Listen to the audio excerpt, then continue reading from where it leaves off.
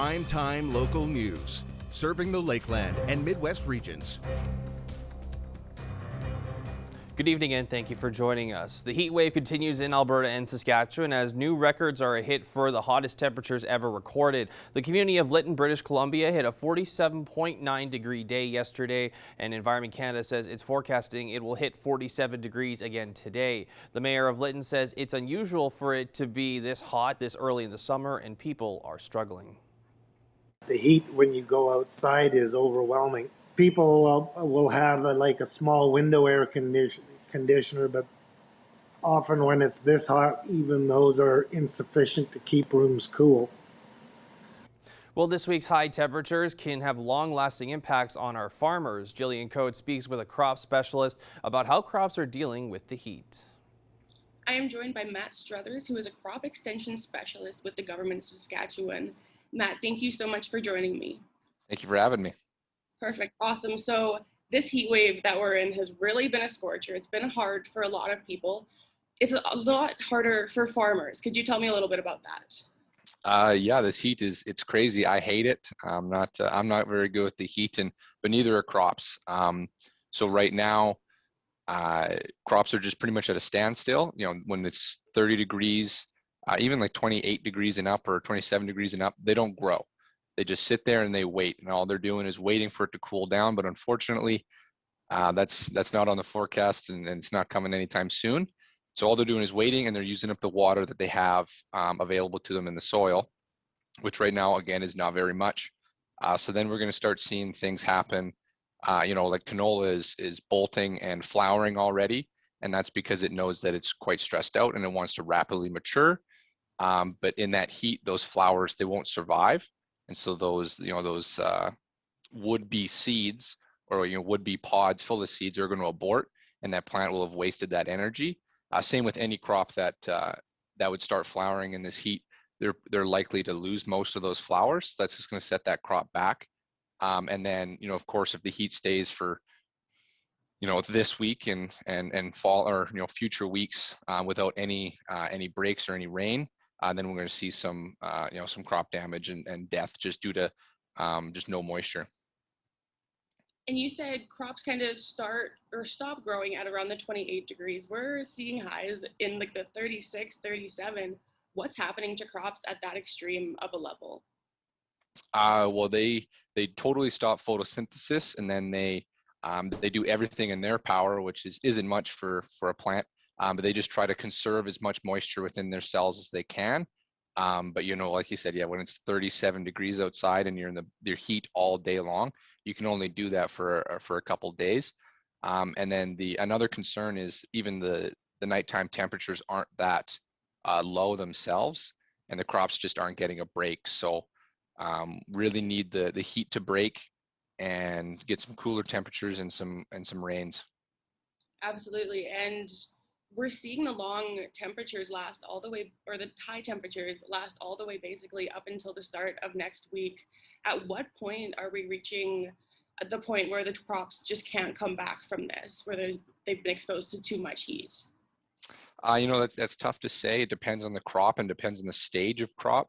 If the crop is much smaller, it's probably if it's too small, it probably would just be hurt too much to come back. The plants that are flowering out right now, they might be well enough advanced, even if those flowers are killed off, that they might have a chance to come back. It's all about crop stage. Soil texture plays a large part too. If you have a heavier soil that conserves more moisture, you're better off than the fields that have sandier textures and just can't hold that moisture. Those crops will really struggle to beat the heat and to stay alive through this. Is there anything that farmers can do to help mitigate the pains, or is it just kind of sit back and watch Mother Nature do its thing? Unfortunately, I wish we could turn the taps on and turn the thermostat down, but we can't. The only things that farmers really could do is, time of seeding times, which they've already done, right? You seed at the right time to make sure your crops aren't going to get in the heat. But it's Saskatchewan, it's Canada. Every year is a bit of a gamble and a bit of a challenge. So yeah, no, unfortunately, they just have to sit back and wait. And yeah, I mean, besides putting a tarp over everything, which isn't going to happen, yeah, there's nothing to do.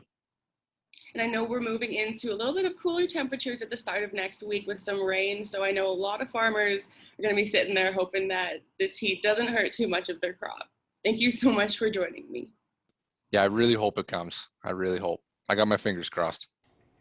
Another big concern with this heat wave is our pets. Owners are trying to keep their pets safe, and Shelby Clark spoke with a veterinarian at the Lloydminster Animal Hospital for what they recommend to avoid your pet from getting heat exhaustion.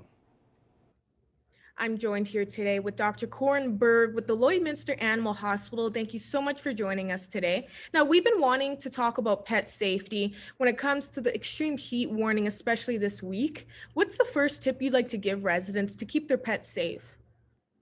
Well, obviously, I think everybody has heard about leaving pets in vehicles. This just isn't the time to be out with your pets in a vehicle. And if you have to, just make sure that the windows are opened and you've got some good circulation of air going on in there, or leave them running with the air conditioning going. The other things to kind of make note of are that peak heat is usually around midday or early afternoon. So if you really need to take your pets out for long walks, try to do it either early in the morning or later at night, just when the sun is down, the temperatures are a little bit cooler. Again, trying to avoid surfaces that may be becoming very hot on their feet, such as asphalt and things like that. If we can stick to grassy areas, that's always a better idea than trying to, walk on hot asphalt. And of course, water and shade are always very important as well. We want to make sure that they've got a good supply of water so they can get to it whenever they need to, and just a place to escape the sun. And speaking of walks, for pet owners with dogs, in your opinion, should they be giving them walks right now for the next couple of weeks, or maybe try to avoid it just because of the heat warning right now? I think they could still go for walks. I mean, pets are creatures of routine, so they like to, kind of maintain those normal habits. So there's nothing wrong with taking them out for walks. It's just trying to avoid weather that even ourselves we don't necessarily want to be out in. And for residents without AC, especially, what suggestions would you give to help out their pets inside their homes? If you have a basement, basements are always great, cooler places to hang out. Again, it shouldn't even be too bad as long as you're not in direct sunlight. That's usually the one that really gets them. If some residents decided to ignore these safety tips for their pets, what could happen to these pets through this heat that could be the worst situation? Well, certainly the worst case scenario is that you do get a pet that goes into heat stroke. And, what you'll find with that is just extreme panting. They may become very disoriented, weak. They may start to vomit and, eventually become comatose. So, those are the types of things that we just want to avoid. And certainly locked in cars is probably the number one thing that will cause something like that. It shouldn't really happen in someone's home. And for people that might be caught in that situation when it comes to, their pet may be going through heat stroke, what suggestions would you give them to try and get out of that?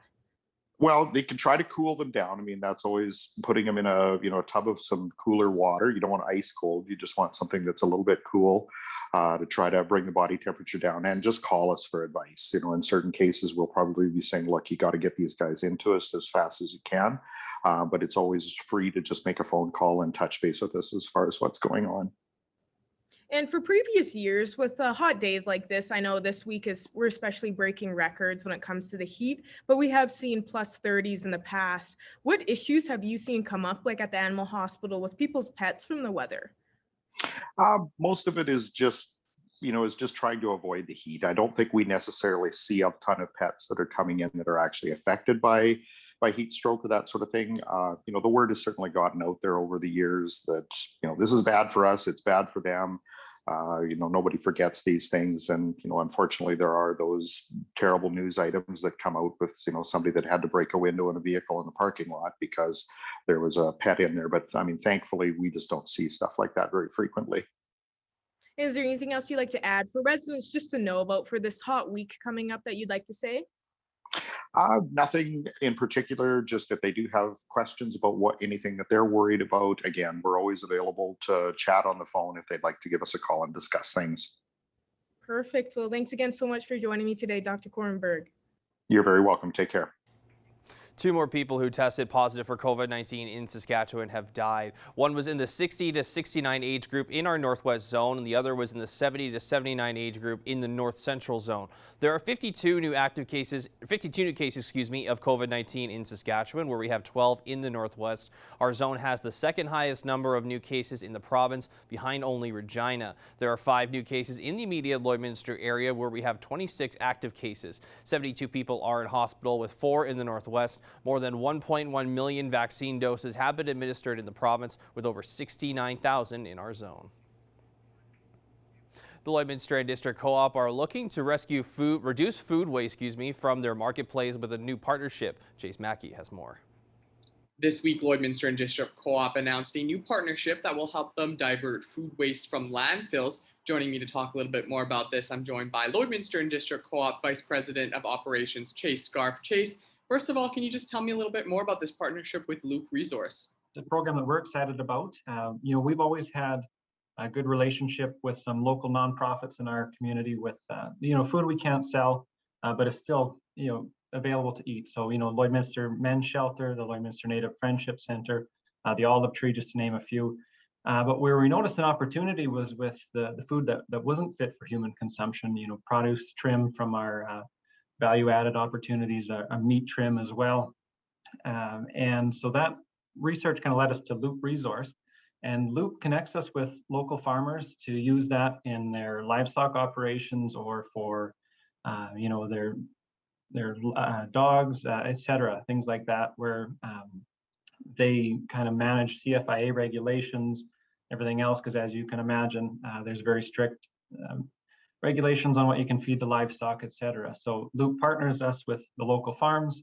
Local farms take that unsaleable food, keeps it out of the landfill, and provides some variety and nutrition to their livestock and pets. Now, Lloydminster and District Co-op is the first grocer here in the city to partner with Loop Resource. How did that partnership come to be? Well, actually, they have partnered with a few other co-ops. It was actually started in Dawson Creek, BC. There was a farmer out there that had started with their co-op, and it gave them the idea to kind of expand it more. So we heard through some of our other co-op locations that have partnered with them successfully, and it was a really good fit. They like to work with kind of smaller farms where it can really make an impact, and of course we have quite a good relationship on the agricultural side in our community, so it was something that made sense where we can support local producers and as well divert food from the landfills. Yeah, like you just said, it seems like it's definitely a win-win scenario where Lloydminster District Co-op can boast that you guys are not wasting any food, and also you're supporting local producers as well. Yeah, absolutely. No, it's a win, and the food, as I mentioned, it was just going to the landfill anyway, so they can use it. They can reduce their food costs, and of course, it's no cost to the farmer to sign up for the program. So, no, definitely a winning scenario all around. And how would a farmer go about taking part in this program? Well, for more information, loopresource.ca has a lot of information on that. We're right now working with about 11 local farms on a rotating basis, but for any information there, they are always happy to talk to and onboard additional farms when space is available.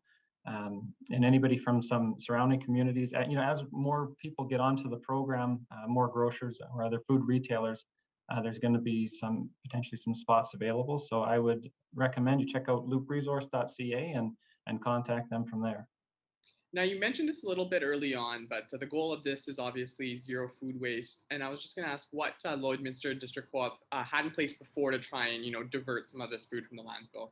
So for the most part, as I mentioned, we have a good relationship with nonprofits. That anything we couldn't sell that was fit for human consumption would go to them, and that goes back years, that relationship, and so we're quite proud of that. But for the most part, all this trim, it was simply going in the landfill. So we're happy to divert it into to feed animals and to bioenergy or compost. So. All right. Well, thank you so much, Chase Scarf, for taking some time to talk with me today. Yeah. Thank you. Take care.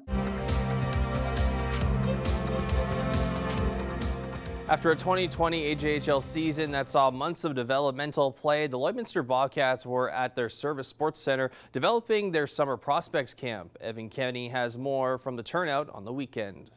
And I think that there's some players definitely coming out of that camp that are going to be coming into our August main camp, and guys that are going to be on our roster, come September 17th. 6 teams of Lloydminster Bobcats hopefuls battled this past weekend at the team's summer prospect camp. It was a really fast-paced weekend of hockey. I think the excitement of players getting back and playing games was huge. And the ability, we shook the cobwebs out Friday morning for a lot of guys, but as the weekend settled in, I thought it just got better and better. Each player saw 2 practices and 4 games over the weekend, whether you were a rookie or a vet. But the big thing, our message to our veterans, which was the same to our prospects, was that was the kickoff to our 21-22 season. And the veterans want to be here and want to be at camp, talking to the young guys, asking to play. Can we get into an extra game or 2 along the way? And that's just exciting in itself. Tyson was a 17-year-old rookie that came to us, and he's going into the 3rd season with us. And 2 years ago, he was that quiet one on the bench that didn't say a whole lot, did his own thing, and he'll be a part of our leadership group just because of that. For the lucky group of players moving on, main camp will be held August 27th with multiple inter-squad games ahead of the preseason. We'll bring a lot of the guys back from camp this weekend, and we'll get into it in August. And I think now we know where the bar is at, and it's been set for our guys, and the expectations coming back in August, which is huge. Evan Kenny, Primetime Local Sports. Now here's Jace Mackey with another look at your weather forecast.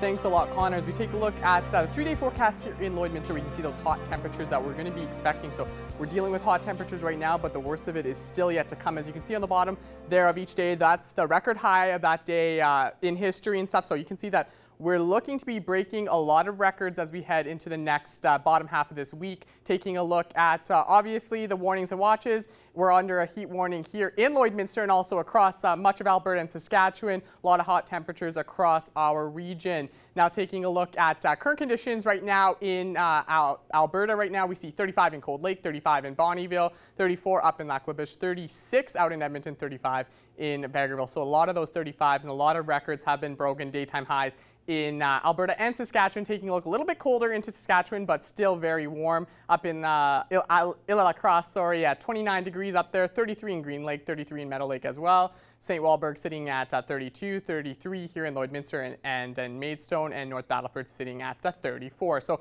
for the day tomorrow, things are going to be a little bit warmer than today.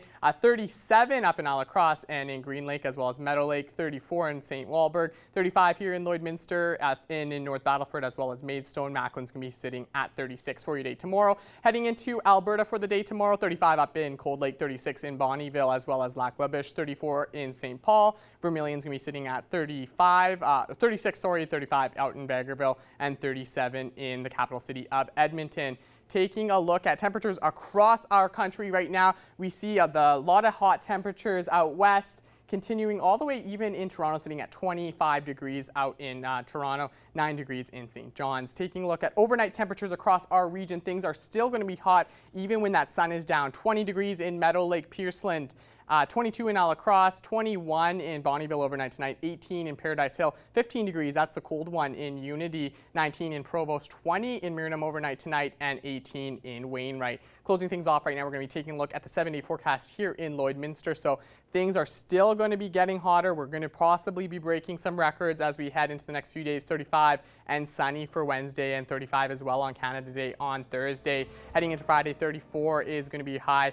And into the weekend, things cool off slightly, but we're still going to be seeing some hot conditions. 26 on Saturday with partly cloudy, partly sunny. 23 on Sunday. And heading into your next week, we see 25 on Monday. And anything's on Tuesday, we see 28 degrees. And there is a chance that we may be seeing some precipitation as we start the next bit of your week. And that's a look at your 7-day forecast. We'll have more news after the break.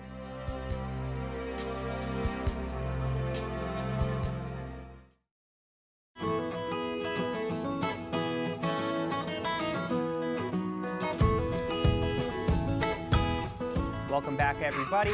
I'm joined with Becca Lawrence from the Lloydminster Community District for this week's Pet Project once again. Becca, how are we doing? How's our little furry friend back there? We're doing pretty good. I was saying earlier it's pretty hot, but we're doing pretty good. And Romney's in a good section. He's got a lot of air and fans kicking around, so he's pretty happy where he's at.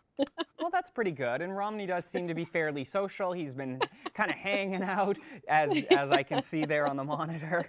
Yeah. So obviously he's a very friendly cat, I can tell. Yes, yeah, he's a very happy boy, which makes us even more surprised that he's still here at the shelter. He's kicking it at 108 days now, as he's our longest resident right now. So we're really trying to find him a home.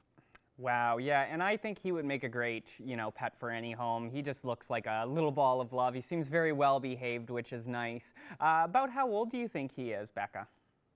We have him at almost 5 years old. So yeah, like he did come from a home originally with another cat, but I think he had kind of grown up with that one. And, I think here we've been trying to, join him with other kitty friends, but he's been a little bit cranky with that. So I think he needs more of a bigger space to have other cat friends. So if he was in a home environment, I think he'd be okay with another cat. But just in the condos, he doesn't seem to want to share his space. That's totally understandable. So he's friendly as long as he's got his own space, which, Yeah. I feel most people probably feel that way. So that's totally fine. So Becca, you guys had a fundraiser over the weekend, a really unique one. It was a tattoo fundraiser, and I heard through the rumor mill you guys had a really great showing that you guys you raised quite a bit of money. So why don't we talk about that a little bit? How did it go? It went amazing. That's basically the only way we can put it. We had booked our spots for, everybody coming in, and most of those people did show up.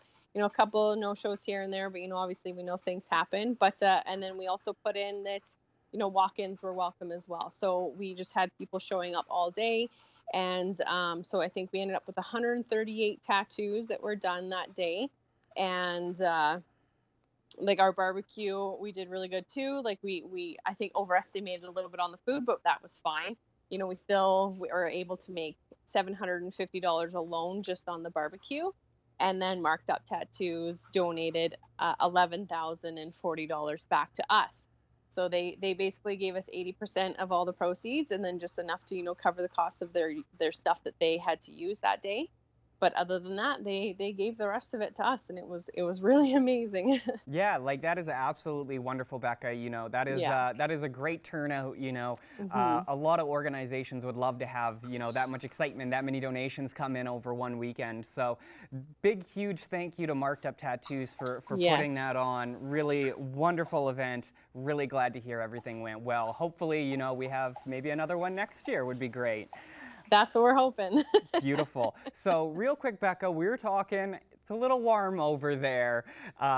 You guys have been, kind of hoping to get some fans in the building to help cool off the pets, because it's, if it's too warm for you over there, I can only imagine, how Romney's doing back there with his fur coat on, so.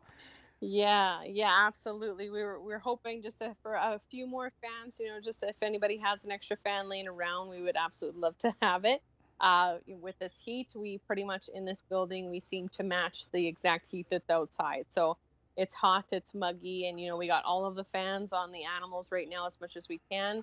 We got wet towels in the kennels with the dogs, so hopefully they have something a little bit more to lay down on. Because we try to take them outside in the pools, but then they just get hot outside as well. So it's one of those, it's just not good either way. So it's hot.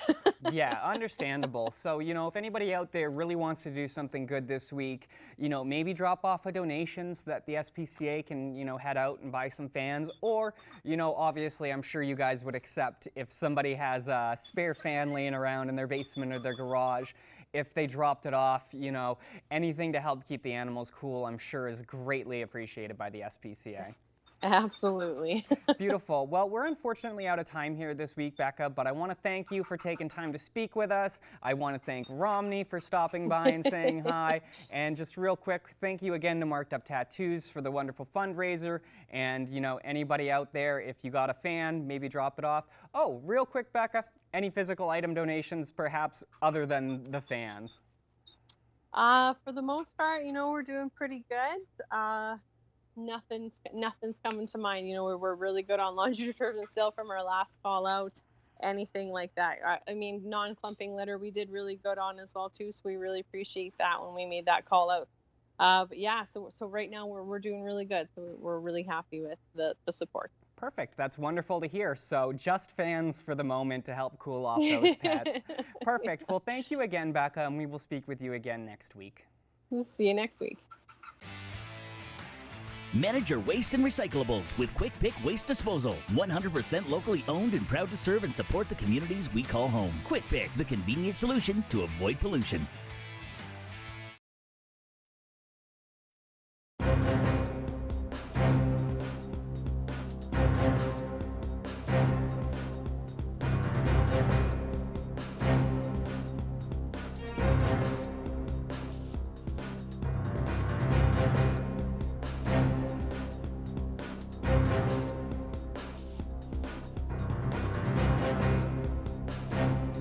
I'm very pleased to be joined with here today on Primetime Local News with Canadian country artist Megan Patrick. We're talking about the release of your new album called Heart on My Glass. First off, congratulations on the release of the album, and just share with us what this album means to you. You know, I've been telling everybody I feel like this is the most me record I've ever made. And I think, you know, one of the silver linings of the pandemic and being forced to come off the road and really slow down, I had a lot of time just for self-reflection and, you know, just to really kind of dig deep. And also I had a lot more time to be creative and focus on the songwriting aspect of things. And, you know, because normally when I'm making a record, I'm like coming off the road, I've got X amount of time to write the songs, get them recorded, and get right back out on the road. Whereas, you know, over this past year, I had so much more time. I didn't have any deadlines. I wasn't like trying to write a specific song because that was the one thing missing from the record I was trying to make. I was just kind of going in and writing every day, you know, over Zoom or whatever, and just writing whatever felt like I needed to write that day. And I also wanted to start bringing in, I had realized that, you know, I had gotten so worried about like fitting into this box that I felt everybody else had made for me, you know, in terms of what my sound is and who I am and what they expected from me. And I realized that, you know, as much as I am country and country is a big part of me as a musician, there were a lot of other influences that made me who I am over the years, you know, just from different genres. I mean, if you look at my record wall back here, you can see what I'm talking about.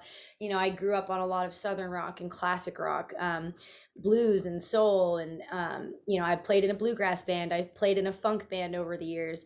So I really wanted to start bringing in a little bit more of those influences to the country sound on this record. And I feel like we were able to really just make it a more all-encompassing sort of snapshot of me as an artist. When you listened to the whole album, was there one track in particular that stood out to you that you felt a real deep, intimate connection with? I mean, God, I really love all of the songs, but I would say probably the one that stands out the most for me in that sense is Better Story. I mean, it is a true story. And I think something that a lot of other people have experienced too, you know, dating someone who's really toxic and then you guys break up and it's like on some level they know they treated you badly, but they're worried that, you know, you're going to tell other people. So it's like they got to get the jump on you and be like, well, she's crazy, so don't listen to anything she says, you know. And that was one of the ones too, like stylistically, we brought in this sort of more blues gospel kind of feel to it. I wanted to have big BGVs on it. My friend Kristen Rogers did a lot of those harmonies and everything on the record. And I think it just really elevated the song and just musically and lyrically, I think it's one of my favorite songs I've ever written. During that COVID lockdown a year ago when we were all in an isolated state, what's one thing that you learned about yourself as an artist as well as a person?